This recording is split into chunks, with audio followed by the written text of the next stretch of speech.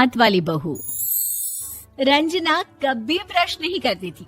उसे कितनी बार उसके माँ बाप ने डांटा, लेकिन उसका कोई असर उस पर होता ही नहीं था, जिस कारण से उसके दांत पीले पीले हो जाते हैं। शादी के बाद। अरे बहू, वैसे तो तुझ में कोई कमी नहीं है, पर तेरे दांत इतने पीले कैसे हैं बेटा? कैसे मतलब? कोई सर्जरी थोड़ी ना कराई है। वो तो क्या नाम, मैं ब्रश नहीं करती थी तो पीले हो गए। अब क्या करूं? आप कहें तो लाल करवा लूं या फिर काले?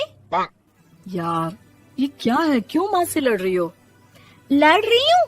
अरे मैं लड़ रही हूँ या ये बोल रही है कि दांत पीले हैं, पीले। अरे तपस्या थोड़ी ना की है इन्हें पीले करने के लिए। बकायदा ब्रश नहीं किया है 20 साल तक, तब जाकर। छी, कैसी बात कर रही हो? ये उस वक्त तो पीले नहीं थे जब हम लोग तुम्हें देखने आए थे। अरे तब साफ करवा लिया होगा डेंटिस्ट के पास जाकर। अब देखो कैसे पीले पीले लग रहे हैं। रंजना सास की तरफ गुस्से से देखती है। फिर शुरू हो गई पीले पीले पीले। अरे पीले तो तब भी थे जब मेरे हाथ का रसगुल्ला उड़ा उड़ा कर खा रही थी और बोल रही थी, लड़की नहीं गुणों का खजाना दे रहे भाई साहब आप। खैर, अब वो लोग करते भी तो क्या करते, पीले दांत वाली बहू पल्ले पड़ी थी तो झेलना तो था ही। एक दिन कीर्तन में रंजना गाना गा रही थी। अरे कमला बहन, माँ का द्वार है, यहाँ तो सब शुद्ध होकर आते हैं, फिर अपनी बहू को ब्रश भी नहीं करवाती तुम। दूर से पीले पीले दांत भक्ति में बाधा उत्पन्न कर रहे हैं। अरे कोई 2 साल की बच्ची थोड़ी ना लेकर आई हूँ मैं बहू बनाकर। अच्छी खासी लड़की है, अरे कैसे करवाऊं ब्रश? ये तो उसे खुद करना चाहिए ना। अब माँ बाप तो इसके जैसे तैसे निपटा दिए, ये नहीं सोचा कि सास कैसे संभालेगी। सास बहू को लेकर घर आ जाती है, लेकिन सोच लेती है कि अब इसे लेकर कहीं नहीं जाएगी।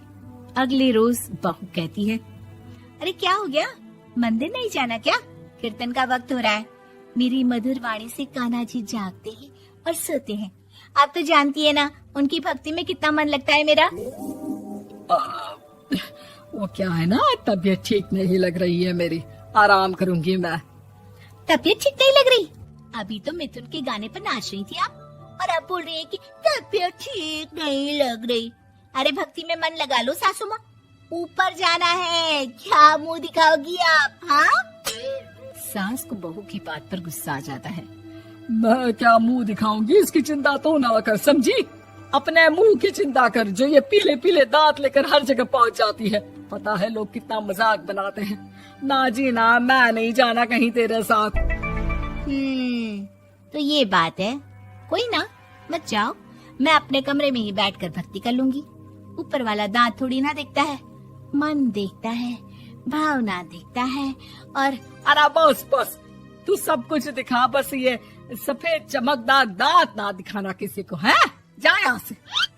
बहू को सास की बात का कोई फर्क नहीं पड़ता, वो तो जैसी थी वैसी ही रह जाती है।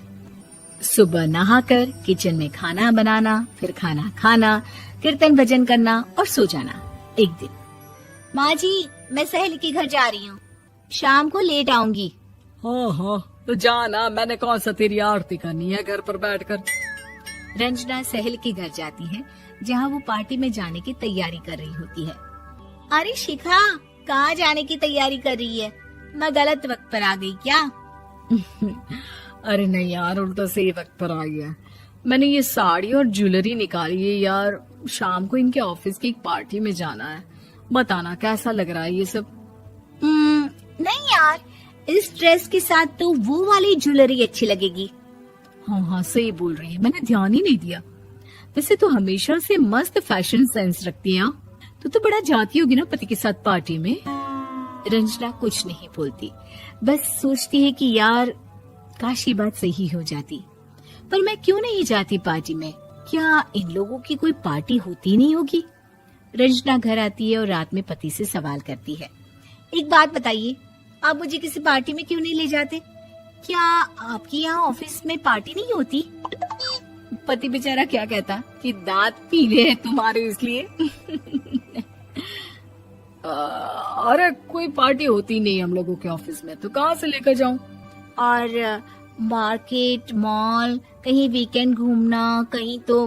अरे यार, सारे हफ्ते में एक छुट्टी मिलती है, तो सोचता हूँ कि आराम ही कर लूं। क्यों? रंजना मन मार के रह जाती है। पहले कभी सास के साथ मंदिर जाया करती थी, लेकिन वो भी सास ने ले जाना बंद कर दिया। घर बैठी बैठी रंजना बोर हो जाती है। तभी उसे आइडिया आता है और वो मायके जाने का सोचती है। सासू माँ, 2 दिनों के लिए मम्मी के घर जा रही हूँ। अच्छा ठीक है, आराम से जा।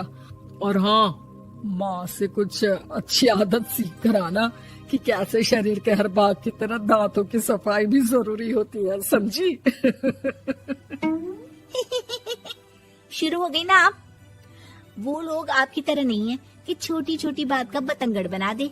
उन लोगों के लिए मैं मायने रखती हूँ, ना कि मेरे पीले पीले दांत।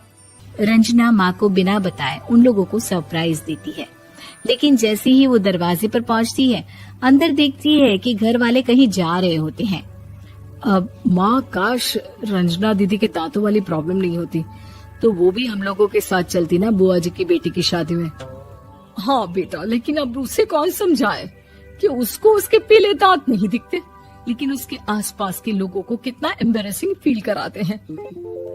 मुझे तो कितनी बार उसके स्कूल की टीचर ने शिकायत की कि उसके साथ कोई लड़की बैठना भी नहीं चाहती, और ना ही कॉलेज में कोई उससे बात करना चाहता था। लेकिन पता नहीं क्यों उसे ये बात समझ में ही नहीं आती। कोई कमी नहीं है उस लड़की में, बस यही कि दांत पीले हैं। वो तो भला हो जीजा जी और उनकी माँ का, जो दीदी को जैसी है वैसे ही रखा हुआ है। रंजना को अपने घर वालों की बात सुनकर बहुत दुख होता है। वो सोचती है कि वो क्या करे, लेकिन फिर वो सीधा डेंटिस्ट के पास जाती है, अपने दांत चमकाती है और कसम खाती है कि वो रोज ब्रश करेगी। अरे क्या हो गया? तुम तो 2 दिनों के लिए गई थी ना, पर कोई ना, अच्छा है, चलो आ गई तो। रंजना सास के सामने आकर खड़ी हो जाती है और पूरी स्माइल करती है, उसके चमकदार दांतों को दिखाती हुई। हाँ? चले मंदिर। माँ, मुझे माफ कर दीजिए, मैंने आप लोगों को बहुत एम्बैरेसिंग फील करवाया। मैं आज से रोज ब्रश करूंगी।